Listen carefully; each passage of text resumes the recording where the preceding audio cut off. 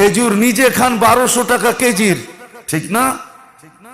1200 টাকা কেজির খেজুর নিজে খান, সৎকার হিসাব করতে, ফেতরার হিসাব করতে আসা 100 টাকা দামের খেজুরের হিসাব করেন, ঠিক না? রাগ হয় না কিন্তু নিজেকে নিজে প্রশ্ন করেন যে আমি কি করলাম। যদি আপনার ভিতরে কিছু থাকে, সব পার্টস নষ্ট হয়ে গেলে ওটা ভিন্ন কথা, আর যদি কিছু পার্টস এখানে থাকে তাহলে একটু নিজেকে প্রশ্ন করেন না যে আমি তো বাসার জন্য প্রতি মাস সারাটা মাস খেজুর কিনলাম 1200 টাকা দামের,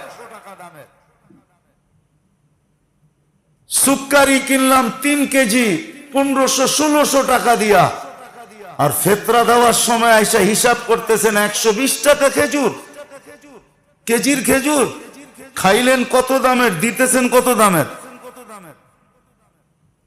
রাগ হয় না, রাগ হয় না। আল্লাহর ধন আল্লাহ দিচ্ছে, আল্লাহর জন্য লুটায় দেখেন না।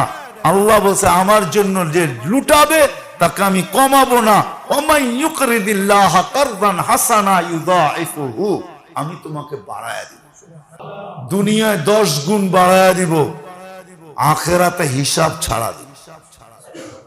নিচে খাইলেন 1200 টাকা দামের খেজুর, আর ফেতরা হিসাব করতেছেন 120 টাকা দামের খেজুর, ঠিক না?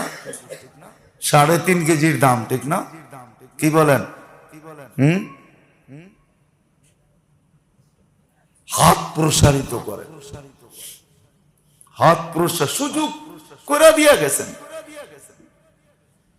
এক তো আমি একটা দুইটা বললাম আপনাদেরকে যে যা এখন পর্যন্ত যেটা হয় নাই ওটাকে পুরা করার জন্য 2 রাস্তা দেখাইলাম, তৃতীয় আরেকটা রাস্তা আছে, সেটাই ফেতরা।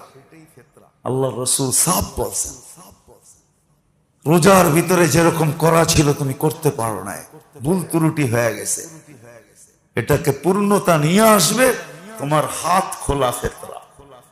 হাত খোলা, হাত খোলা বলবেন 70 টাকা দিলেই তো হবে, হয়ে যাবে, হয়ে যাবে, কিন্তু বরকত আপনার কাছে থাকবে না, বরকত কিন্তু যাবে, বরকত কিন্তু অন্য জায়গায় চলে যাবে, এটা আপনি বুঝবেনও না কিভাবে চলে যাবে, বরকত কিন্তু অন্য জায়গায় চলে যাবে। আর যদি বরকত অন্য জায়গায় না দিতে চান, নিজের কাছে রাখতে চান, তাহলে হাত লম্বা করেন, দেখবেন বরকত অন্য কোথাও যাবে না, আপনার কাছেই থাকবে। বলে অসুখ বিসুখ কি হবে না? বলে হবে, টুকটাক দিয়া সেরা যাবে। কি দিয়া? টুকটাক দিয়া। আবার টিকটক